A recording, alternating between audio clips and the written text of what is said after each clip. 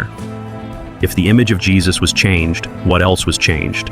If his face could be altered, could his message have been reshaped as well? Consider the consequences. A Christ who looks like Caesar blesses war, power, and conquest. A Christ who looks like the oppressed offers hope, endurance, and justice. If the church chose the former image, did it also choose the former gospel?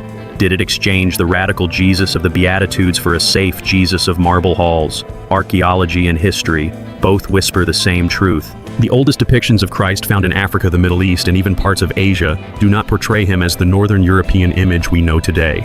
They show a Semitic Afro-Asiatic figure, dark-skinned, rugged, a man who could walk the dusty roads of Galilee without standing out as a foreigner.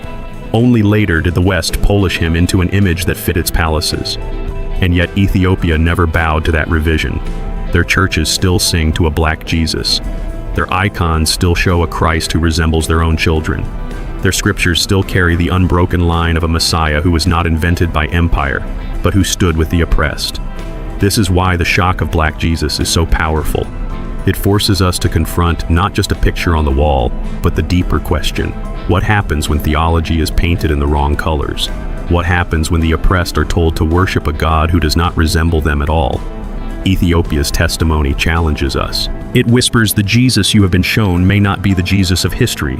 The Christ of Rome may not be the Christ of the apostles. And so the question lingers sharper and more haunting than ever. If the image of Jesus was changed, what else was changed? His teachings, his mission, his truth. This chapter leaves us with a choice. We can cling to the familiar, comfortable image crafted by centuries of empire, or we can look again at Ethiopia, at the forbidden books, at the Black Christ who still gazes from ancient icons and ask, who is the real Jesus? Chapter 3. Lucifer's Fall, the story you were told for generations. Christians across the world have grown up with a single story about Lucifer. He was the most glorious of angels, the morning star, the shining one. But pride swelled in his heart. He rose in rebellion against the Almighty, seeking to take God's throne. And for his arrogance, he was cast out of heaven, hurled down into the pit, transformed into the devil who deceives the nations.